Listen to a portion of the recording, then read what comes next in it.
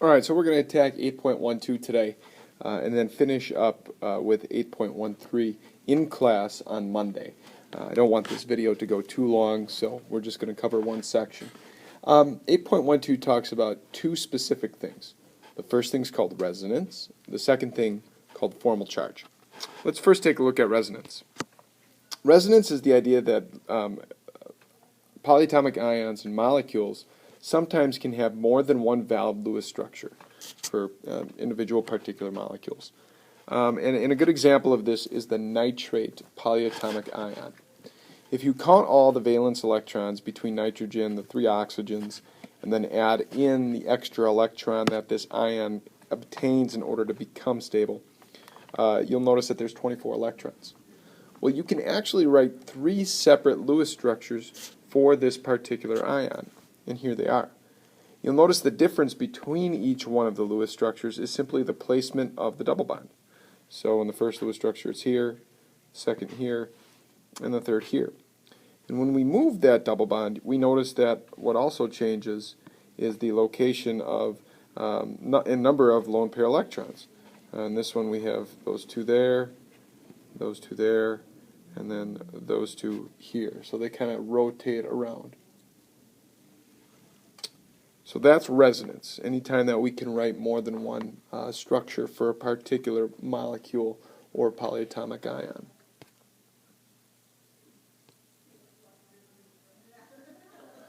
Actual structure is an average of the resonance structures. So if you might say, well, which one of these is the true structure? It's actually all of them. See, it's that electron that actually travels. They're called delocalized, so they don't actually have a home. The electrons in the bonding between nitrogen and oxygen kind of shift between each other, and that forms that resonance structure. So atoms do not move. Atoms do not move. It's the electrons that actually do the moving.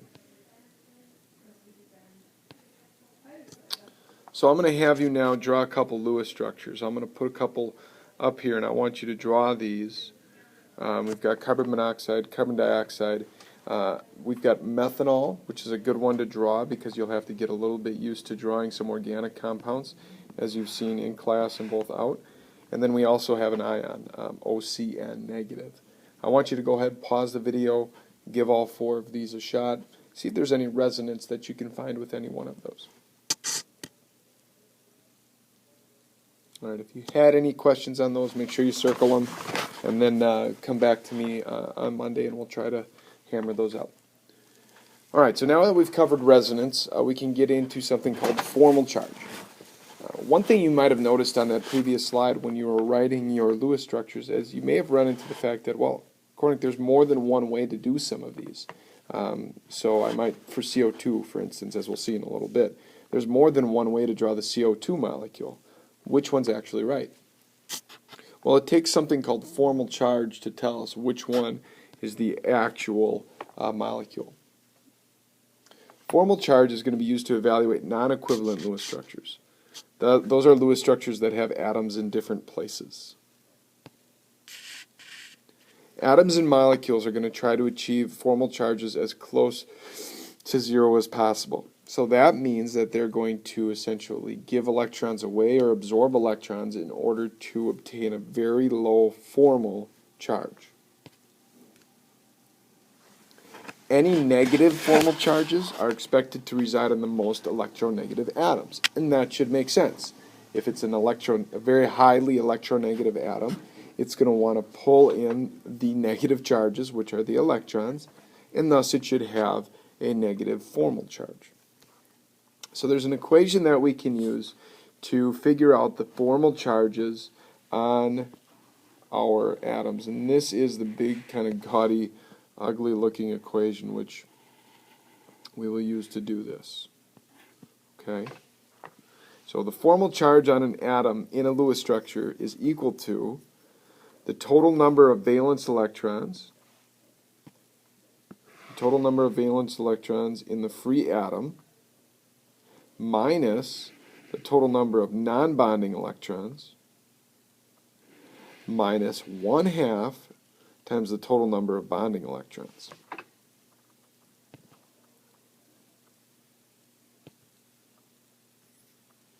So let's look at this and try to solve for the formal charges of each one of the atoms in this particular species. Okay, we're going to consider the Lewis structure for POCl3.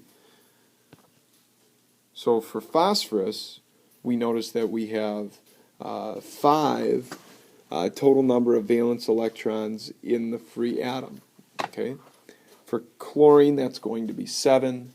For oxygen, that's going to be 6. So we have 5 for phosphorus. Okay, that is subtracted from the total number of non-bonding electrons. So for phosphorus, all of the electrons are bonded to something else. Okay, minus 1/2 the total number of bonding electrons. There are 8 total bonding electrons associated with phosphorus. Don't worry that 4 of those electrons come from something else. That's okay. So don't worry that 4 of those electrons come from the chlorine. That's fine.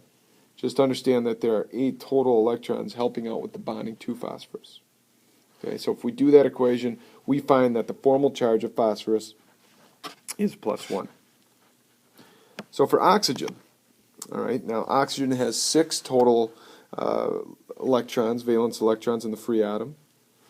Okay, minus the 6 unpaired electrons, unbonded, minus 1/2 times the 2 bonded electrons. So the formal charge on oxygen is -1.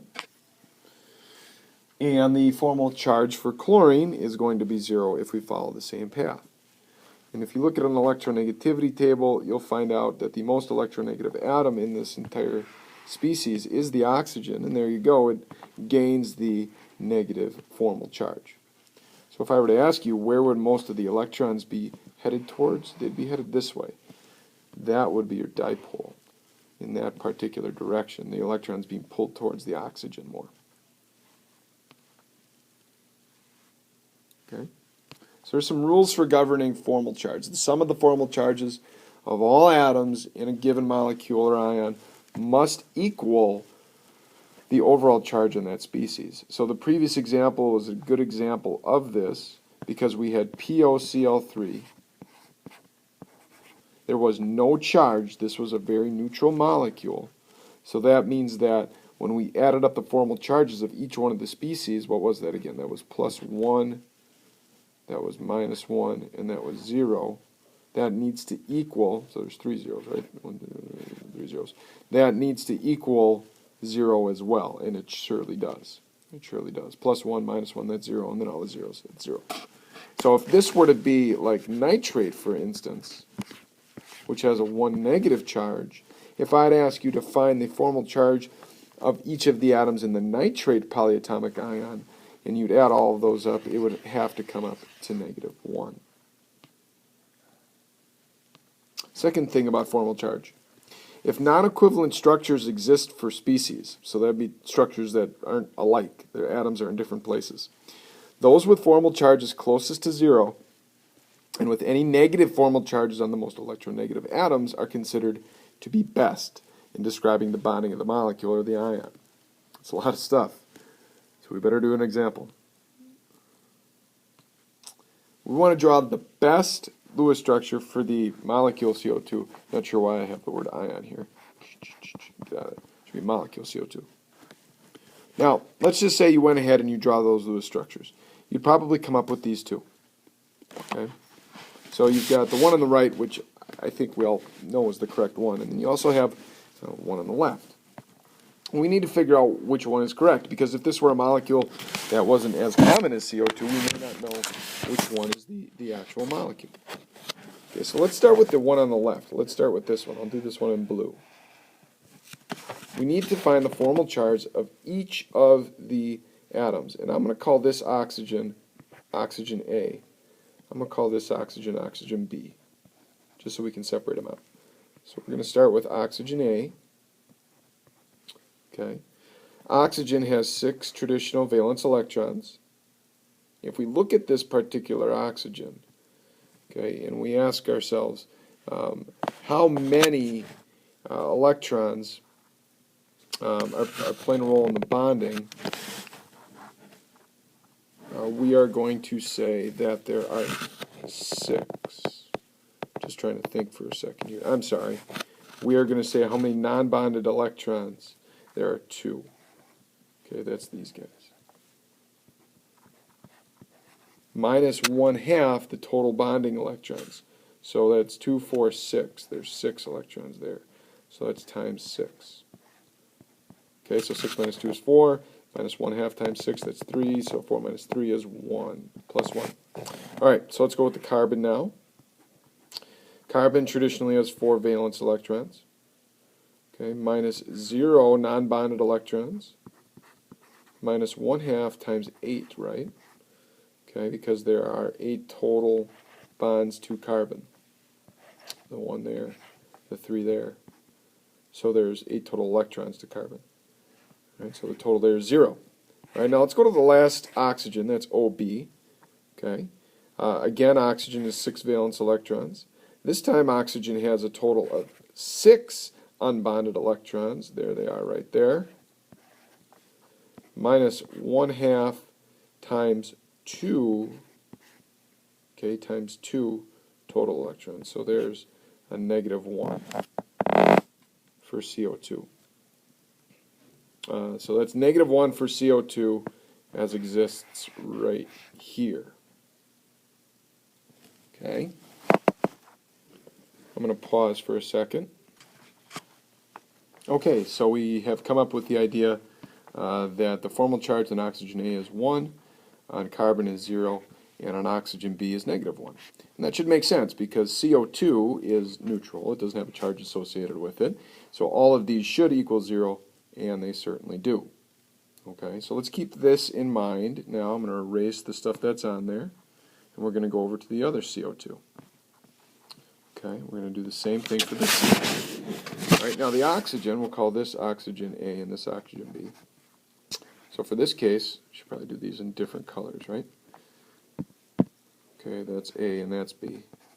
So for oxygen A now, we have again 6 free valence electrons, minus the 4 electrons that are not bonded, minus 1/2 times the 4 bonded electrons, that equals 0.